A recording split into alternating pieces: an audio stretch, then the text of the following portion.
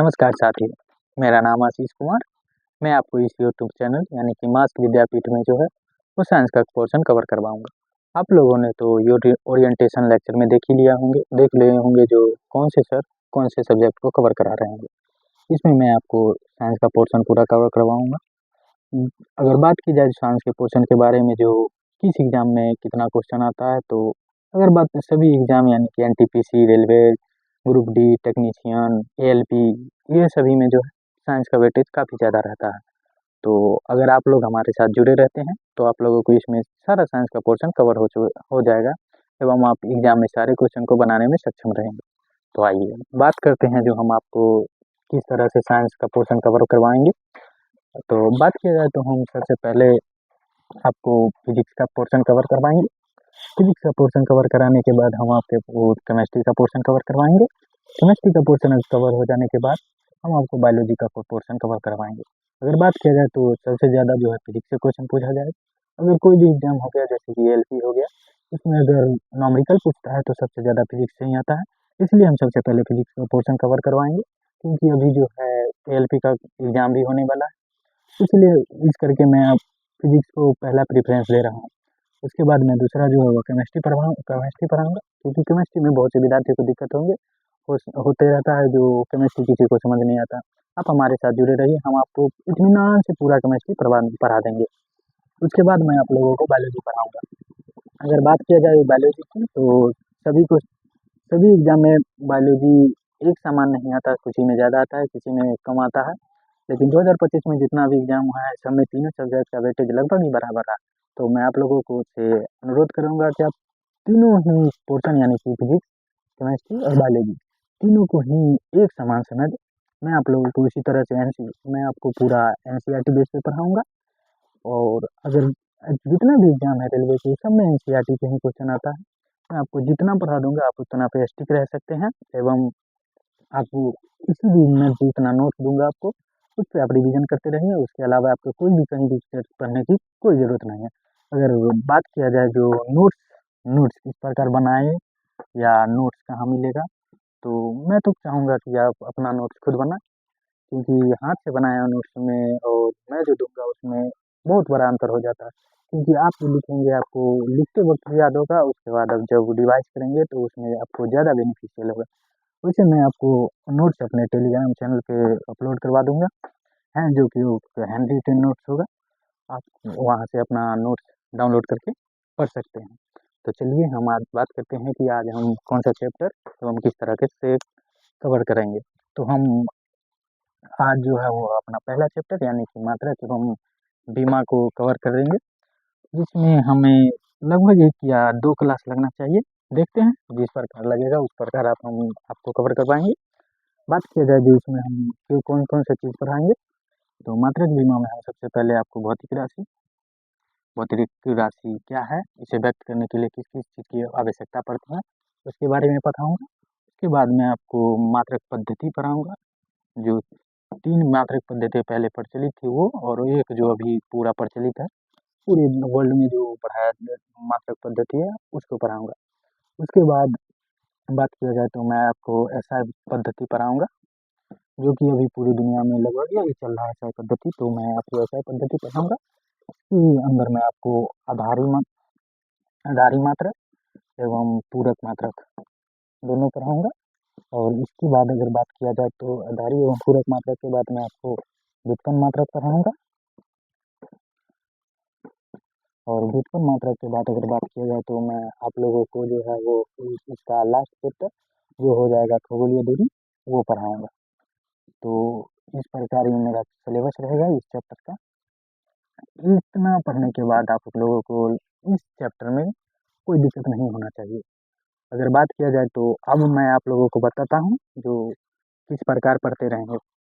तो पहले बात किया जाए जो साइंस है क्या, तो चलिए जान लेते हैं साइंस क्या है। आप लोग 9th-10th में साइंस ज़रूर पढ़ेंगे। अगर कोई व्यक्ति कहते हैं जो मैं 11th में आर्ट्स ले लिया था, तो 10th में तो आपको साइंस पढ़ना ही पड़ता है। चाहे वो आप राज़ी से पढ़े या ज़बरदस्ती पढ़े या सर जी मार के पढ़ाएँ, आपको पढ़ा देते ही हैं सर जी। आप लोगों को वो भली-भाँति पता होंगे, हम लोगों को भी इसी प्रकार पढ़ाया गया था। मारपीट के, लेकिन उसके बाद हम 11th-12th में अच्छे से साइंस पढ़े, जिस कारण से हमारा थोड़ा ठीक है साइंस, इस कारण से मैं आप लोगों को पढ़ा रहा हूँ। अगर साइंस की बात किया जाए तो साइंस है क्या? तो साइंस है, जो आप लोगों को पता ही होगा, क्रमबद्ध तरीके से प्राप्त ज्ञान को विज्ञान कहते हैं। यानी कि आप निरंतर किसी भी चीज़ को लगातार एवं क्रमबद्ध तरीके से पढ़ते हैं, उसके बाद जो आपको ज्ञान प्राप्त होता है, उसको ही नॉर्मल भाषा में जो है वो विज्ञान कहा जाता है। इससे आप लोगों को ज़्यादा डरने की कोई ज़रूरत नहीं है, क्योंकि इस परिभाषा से आप लोगों को पता है जो एग्जाम में कोई क्वेश्चन आने वाला तो है नहीं। तो हम लोग सीधा चैप्टर में शुरू कर लेते हैं। इसलिए फिजिक्स में तो आपको पता ही है, जो पदार्थ के बारे में पढ़ते हैं, कितना इस पदार्थ के भौतिक बारे में पढ़ते हैं, इसमें रासायनिक पदार्थ के बारे में जितना होगा वो पढ़ेंगे। और बायोलॉजी की बात किया जाए तो बायोलॉजी में हम लाइफ कितना, कोशिका, ऊतक, टिश्यू, मानव किस प्रकार से कार्य करता है, उसका कार्यात्मक इकाई क्या है, उस सब के बारे में साइंस पढ़ेंगे। बहरहाल अब केमिस्ट्री जब पढ़ेंगे तब देखेंगे, बायोलॉजी जब पढ़ेंगे तब देखेंगे। अभी तत्काल हमको फिजिक्स देखना है। फिजिक्स देख लेते हैं, फिजिक्स हम आप लोगों को किस प्रकार पढ़ते हैं। तो मात्रक एवं विमा में हमने पहले बताया था, जो भौतिक राशि, भौतिक राशि यानी कि फिजिकल क्वांटिटी क्या है? तो फिजिकल क्वांटिटी वो है, किसी पदार्थ का मूल गुण होता है जिसको हम मापते हैं। जैसे कि आप किसी दुकानदार के पास गए और आप सीधे जाके बोलते हैं जो 2 kg दीजिए, क्या दीजिए 2 kg, कुछ तो आप उस पर मात्रक लगाएंगे। आप सिर्फ आप जाते हैं और सिर्फ बोलेंगे जो केजी दीजिए, क्या दीजिए, उसमें कुछ संख्यात्मक मान भी उसे पहले लगाना होता है। यानी कि आपको भौतिक राशि में 2 चीज़ को मेन रूप से लाना पड़ता है, एक हो गया संख्यात्मक मान, एक हो गया मात्रक। जब दोनों को आप ले आते हैं तो उसी को भौतिक राशि कहते हैं। मान लीजिए हमने किसी वस्तु पे, इसी वस्तु पे फोर्स लगाया, 5 न्यूटन का बल लगाया मैंने, तो यहाँ मैंने क्या लिखा, 5 न्यूटन। तो ये जो हो गया 5, ये हो गया संख्यात्मक मान, और ये न्यूटन, न्यूटन जो हो गया ये हो गया मात्रक। तो ये हो गया संख्यात्मक मान। और आप इसके बाद आप सोचेंगे जो ये मात्रक क्या है, तो भौतिक राशि की मापन की इकाई को ही हम मात्रक कहते हैं। यानी कि माप करने की जो इकाई होती है उसको हम मात्रक कहते हैं। तो चलिए इससे आगे हम कौन सा चैप्टर क्या लिखे थे, कौन सा टॉपिक पढ़ेंगे हम।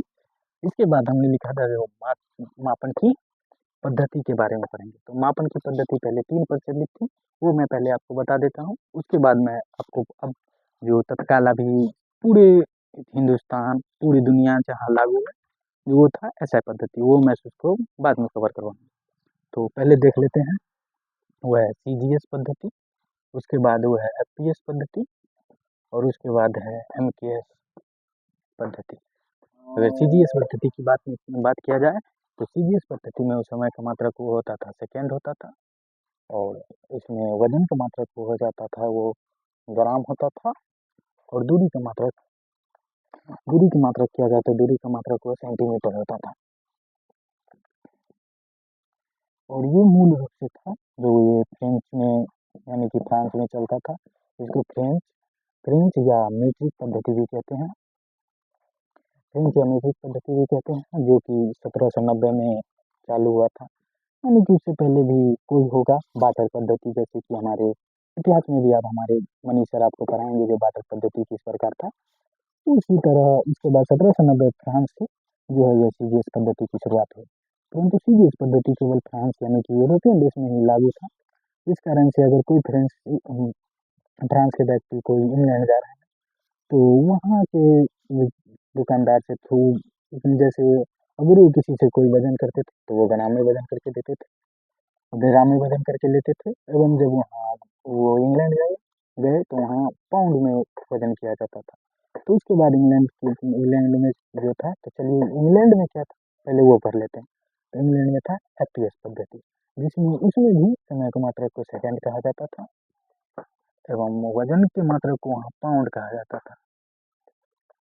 और उसके बाद जो है उसकी दूरी को मात्रक को जो वहाँ फुट कहा जाता था।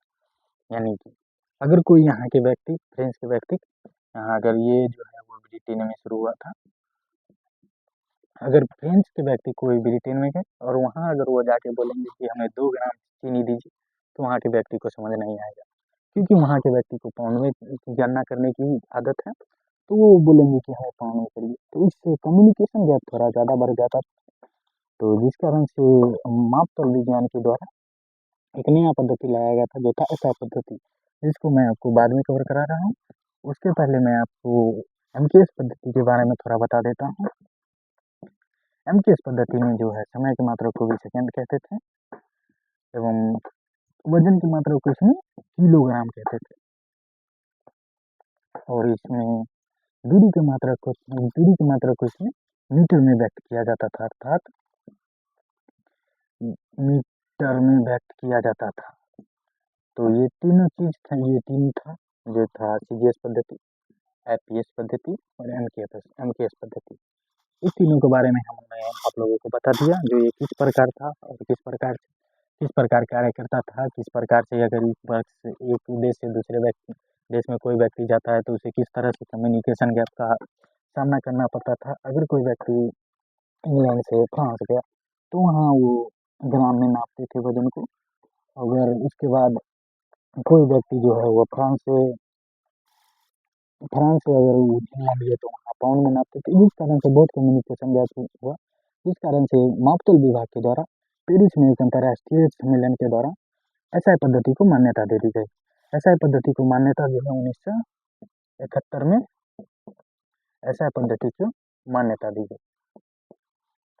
एसआई पद्धति में हम दो चीज को पढ़ेंगे, एक था आधारी मात्रक, एक था आधारी मात्रक और एक था पूरक मात्रक। जैसा कि हमने आपको पहले लिखाया था, तो एक हो गया आधारी मात्रक और एक हो गया पूरक मात्रक। पूरक जो है ये 2 होता है और आधारी मात्रक जो है वो 7 होते हैं।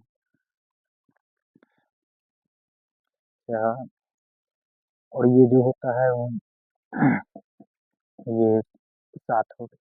आधारी मात्रक वो मात्रक होता है जो किसी पे निर्भर न करे, अर्थात वो खुद ही रहता है। जैसे हो गया केजी, केजी क्या किसी पे निर्भर है? नहीं। अगर चाल की बात किया जाए तो वो चाल निर्भर है, किस पे निर्भर है? दूरी पे निर्भर है और समय पे निर्भर है।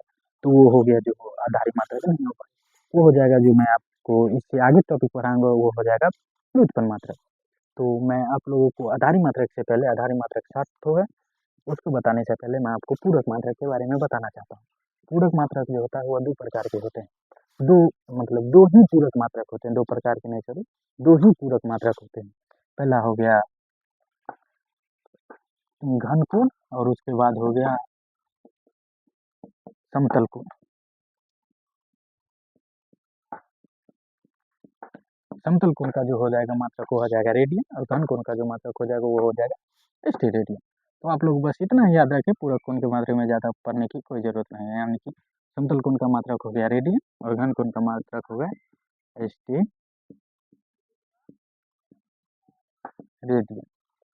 और बात किया जाए जो आधारी मात्रक 7, आधारी मात्रक कौन कौन से थे? तो आधारी मात्रक में मुझे भी 2-3 ही याद है, इसलिए मैं आपको थोड़ा मदद लेके अपनी कॉपी जो मैं अपना नोट्स बनाता हूँ उसके हिसाब से बता देता हूँ कौन कौन था मात्रक। जैसे हो गया आपका द्रव्यमान, जैसे आपका हो गया लंबाई, लंबाई के बाद आपका हो गया समय,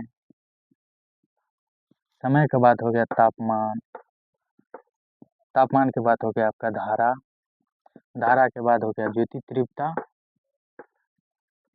ज्योति तीव्रता के बाद हो गया आपका पदार्थ का मोल। और अगर बात किया जाए जो इस सब का मात्रक एवं हमने क्या लिखा था डायमेंशन यानी कि बीमा, तो यहीं से हम आपको बीमा भी समझा देंगे कि बीमा क्या है। तो द्रव्यमान का जो मात्रक होता है वह होता है केजी। याद रखिएगा द्रव्यमान का मात्रक जो होता है केजी होता है।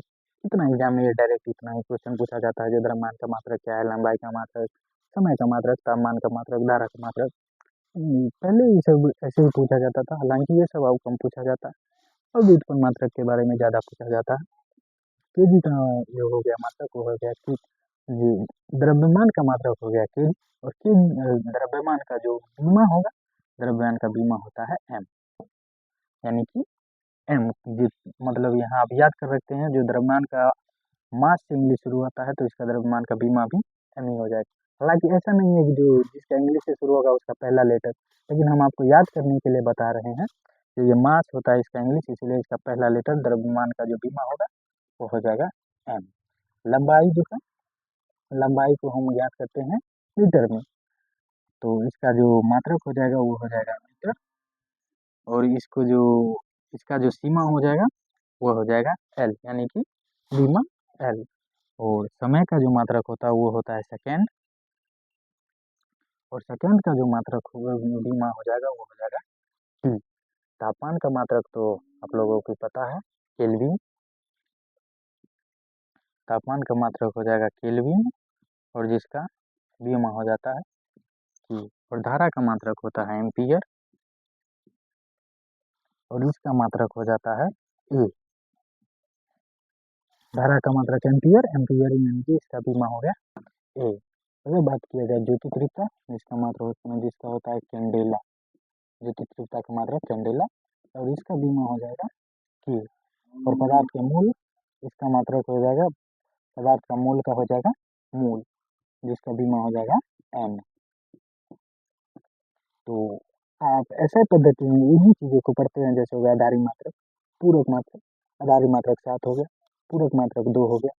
इतना पढ़ने के बाद आप बीमा के बारे में पता हो, जैसे द्रव्यमान का बीमा हो गया एम, और लंबाई का बीमा हो गया एल, समय का बीमा हो गया टी, तापमान का बीमा हो गया के, और धारा का बीमा हो गया ए, और ज्योति तीव्रता का बीमा हो गया के, और ज्योति तीव्रता कैंडेला, यानी कि ये थोड़ा दोनों तो के नहीं हो सकता, कहीं तो गलती हुआ है मुझसे। तो ज्योति तीव्रता का जो होता है वो के नहीं, ये सी होता है, तो इसका हो जाएगा सी। और इसका केल्विन का के, धारा का ए, और उसके बाद पदार्थ के मोल का एन। तो चलिए, इसके बाद हमने क्या लिखा था, इसके बाद हम व्युत्पन्न मात्रक पढ़ते हैं, जो इसी पे से बन निकलता है, यानी कि आधारित मात्रक से ही हम व्युत्पन्न मात्रक निकाल सकते हैं। तो आप लोग को ये 7 याद रखना होगा।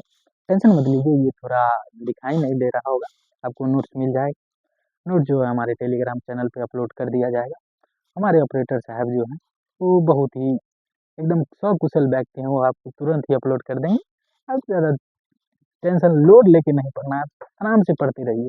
हम लोग आपकी पढ़ाई के बारे में जितना हम लोग जिम्मेदारी ले चुके हैं, आप सिर्फ पढ़ाई करते हैं पे ध्यान दीजिए।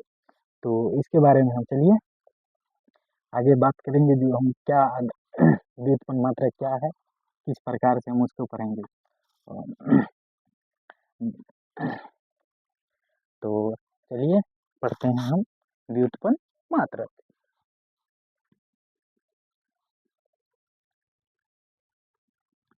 व्युत्पन्न मात्रक, व्युत्पन्न मात्रक वैसा मात्रक होता है जो आधारी मात्रक से बनाया जाता है, अर्थात ये आधारी मात्रक पे निर्भर करता है। ये निर्भर करता है, किस पे निर्भर करता है, ये आधारी मात्रक पे निर्भर करता है।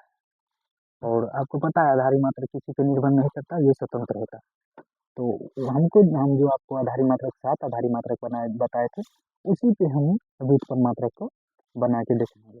जैसे व्युत्पन्न मात्रक बस इतना याद रखें, जो आधारी व्युत्पन्न मात्रक है वो आधारी मात्रक पे निर्भर करता है। इसका एग्जाम्पल जैसे ले लीजिए, हो गया क्षेत्रफल। क्षेत्रफल का सूत्र क्या होता है, सबको पता ही होगा, लंबाई गुना चौड़ाई, यानी कि लंबाई गुना चौड़ाई। लंबाई को हम किस में मापते हैं, मीटर में। चौड़ाई को भी किस में मापते हैं, मीटर में, यानी कि मीटर और गुना मीटर। क्या हो गया, मीटर स्क्वायर। ये हो गया मीटर स्क्वायर। तो इसका जो मात्रक हो जाएगा क्षेत्रफल का मात्रक, वो हो गया मीटर स्क्वायर। क्षेत्रफल का जो मात्रक है वो क्या हो गया, मीटर स्क्वायर। और इसका अगर बीमा हमसे पूछे तो हम आपको क्या, हम जो है आपको लंबाई का बीमा क्या बताए थे, एल। लंबाई का बीमा था वो था एल, तो ये हो गया एल स्क्वायर, इसका बीमा हो गया एल स्क्वायर। अगर आपको लिखना है तो आप ये भी लिख सकते हैं, एम का पावर 0, एल के पावर 2 और टी के पावर 0, ये इसका बीमा हो जाएगा। इसी तरह आप आगे का भी निकाल सकते हैं, जैसे आप ले लीजिए आयतन। आयतन पता होगा, लंबाई गुना चौड़ाई और गुना ऊंचाई। तीनों को लंबाई चौड़ाई ऊंचाई तीनों को मीटर में हम नापते हैं, इसलिए फिर से यहाँ पे मीटर ही आएगा। मीटर गुना मीटर यानी कि मीटर क्यूब। ये हो गया इसका मात्रक। और इसकी विमा की बात किया जाए तो विमा हो गया एल क्यूब, क्योंकि लंबाई का जो विमा होता है वो एल होता है। एल क्यूब हो गया। उसके बाद अगर इसी को अगर ऐसे नहीं है ऑप्शन में तो ऐसे हो सकता है एम का पावर 0, एल का पावर 3 और टी का पावर 0। अब इसको आप पूछेंगे जो एम 0 टी 0 क्यों है, क्योंकि यहाँ न तो कोई द्रव्यमान के बारे में दिख रहा है न ही समय के बारे में दिख रहा है, केवल यहाँ पे लंबाई के बारे में दिख रहा है। तो इसलिए हम यहाँ पे एल क्यू दे रहे हैं। जैसे कि आप लोगों को पता है तीनों को लंबाई में ही व्यक्त किया जाता है। उसके बाद अगर बात किया जाए जो चाल का क्या हो जाएगा, यानी कि चाल चाल क्या होता है, दूरी बट्टा में समय। तो वो हो गया दूरी बट्टा में समय। दूरी का मात्रक क्या होता है, आप बताएंगे दूरी तो आप बता ही नहीं। तो दूरी मापा किस में जाता है, मीटर में मापा जाता है, तो उसका भी मात्रक हो जाएगा वो मीटर ही हो जाएगा। और समय का मात्रक तो हम आपको बता ही दिए हैं, जो समय का मात्रक सेकंड होता है। यानी कि चाल का क्या मात्रक हो गया, मीटर पर सेकंड। आप इसको ऐसे भी लिख सकते हैं, मीटर सेकंड के पावर -1। अगर कोई भी चीज़ है जो बट्टा से ऊपर जाता है तो उसपे -1 लगता है। जैसे अगर 1 का पावर में 8 है तो 8 अगर ऊपर जाएगा तो 8 के पावर में -1 हो जाएगा। कोई भी चीज़ जो बट्टा से ऊपर जाएगा उस पर -1 लगेगा। ये इतना बात आप ध्यान रखिएगा। तो अब इसका बीमा क्या होगा, मात्रक तो मीटर पर सेकंड हो गया चाल का, लेकिन इसकी बीमा की बात किया जाए तो मीटर के बारे में मैंने क्या बोला था, मीटर का बीमा होता है एल। और समय का बीमा मैंने क्या बताया था, टी, यानी कि टी के पावर पर -1। तो इसका ये हो जाएगा बीमा, या तो ये एम के पावर में 0 एल और टी के पावर में -1। यहाँ पे टी के पावर एल के पावर में 1 भी लिख सकते हैं। हालांकि पावर में एक लिखिए ना लिखिए कोई असर भी नहीं पड़ता, इसलिए हम नहीं लिखते हैं पावर। तो एल टी के पावर -1 है, एम के पावर 0 एल और टी का पावर में -1। तो इस तरह से हम आपको नोट्स में इसके अलावा और जो महत्वपूर्ण होगा उसका सूत्र एवं उसका मात्रक, यानी कि मात्रक एवं बीमा सारा हम अपने नोट्स में उपलब्ध करवा देंगे। आप वहाँ से डाउनलोड करके पढ़ सकते हैं। और अगर हमारे आज के लास्ट टॉपिक, यानी कि आज ही ये चैप्टर लगभग खत्म हो गया, आज के अगर लास्ट टॉपिक की बात किया जाए तो आज के लास्ट टॉपिक का नाम था खगोलीय दूरी का मापन। खगोलीय दूरी का मापन, खगोलीय दूरी का मापन, खगोलीय दूरी का मापन। इसमें हम मुख्यतः 3 चीज को पढ़ेंगे। पहला है वो है प्रकाश वर्ष। अब सवाल उठता है कि प्रकाश वर्ष क्या है। तो प्रकाश वर्ष देख के यहाँ पे अब ये मत सोचिएगा कि जो ये समय का मात्रक है, नहीं, ये है दूरी का मात्रक। इसका हो जाता है प्रकाश द्वारा एक वर्ष में तय की गई कुल दूरी को प्रकाश वर्ष कहते हैं। यानी कि प्रकाश एक वर्ष में जितना भी दूरी तय करेगा उसको हम प्रकाश वर्ष कहते हैं। अगर प्रकाश एक दिन में इतना दूरी किया तो इसको प्रकाश वर्ष कहेंगे। हालांकि प्रकाश का चाल बहुत तेज होता है, यानी कि 3 गुने 10 का पावर 8 मीटर पर सेकंड होता है। यानी कि 1 सेकंड में वो 3 गुना 10 के पावर 8 मीटर वो चलता है। इसलिए वो आप गणना करने में थोड़ा कठिनाई आती है। इसलिए हम लंबी दूरी को मापने के लिए मुख्यतः प्रकाश वर्ष का इस्तेमाल करते हैं। तो प्रकाश वर्ष का परिभाषा तो बता ही दिए, जो प्रकाश द्वारा एक वर्ष में तय की गई कुल दूरी प्रकाश वर्ष कहलाता है। अब बात उठता है जो एक प्रकाश वर्ष बराबर क्या होता है। तो एक प्रकाश वर्ष बराबर होता है 9.467 गुने 10 का पावर -15 मीटर। और मीटर में दिया हुआ है तो 10 का पावर -15 मीटर। और आपको पता है जो मीटर से किलोमीटर में बदलना है तो आपको उससे 1000 से भाग देना पड़ता है। 1000 से आप इसको भाग दे दीजिएगा तो हो जाएगा 9.467 गुने 10 के पावर -13 किलोमीटर। ये हो गया आपका एक प्रकाश वर्ष का मान। एक प्रकाश वर्ष बराबर इतना मीटर या इतना किलोमीटर, यानी कि 9.467 गुने 10 के पावर -15 मीटर या 9.467 गुने 10 के पावर 13 किलोमीटर। ध्यान में रखिएगा, आजकल मीटर की जगह पे एग्जाम में किलोमीटर देके तो विद्यार्थी को कंफ्यूज किया जा रहा है। तो आप ध्यान में रखिएगा, जो एक प्रकाश वर्ष हो गया 10 के पावर 13 किलोमीटर प्रकाश वर्ष आप पढ़ लिए। उसके बाद एक होता है खगोलीय दूरी यानी कि एस्ट्रोनॉमिकल यूनिट, यानी कि खगोलीय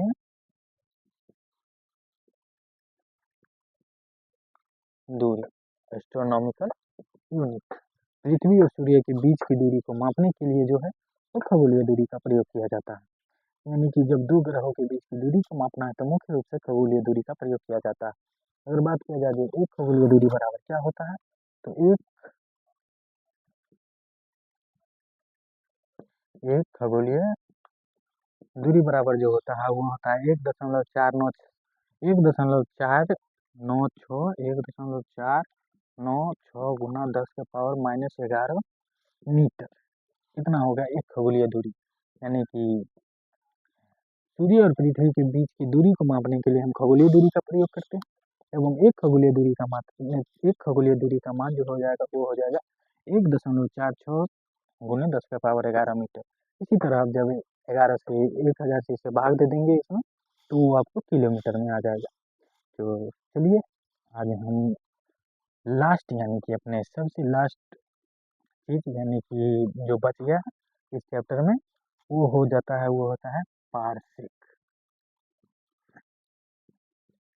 पार्सेक यह दूरी मापने की सबसे लंबी इकाई है, यानी कि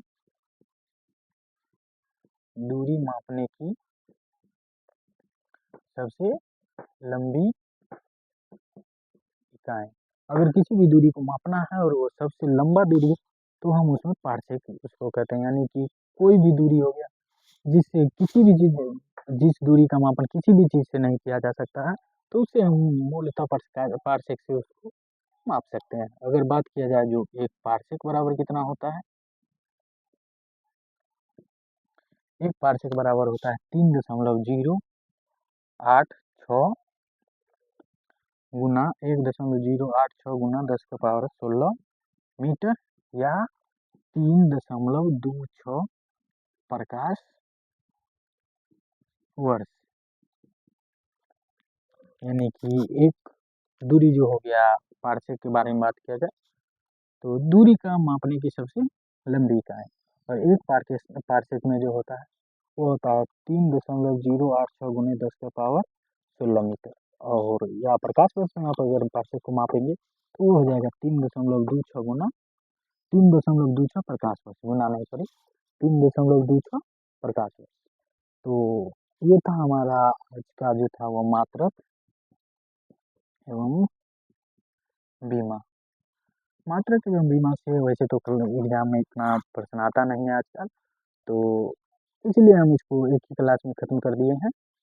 तो अगर आप लोगों को अच्छा लगेगा तो वीडियो को लाइक करें और चैनल को सब्सक्राइब करते रहें। और आप कोई दिक्कत नहीं, आप लगातार पढ़ते रहें, हमारे साथ जुड़े रहें। धन्यवाद।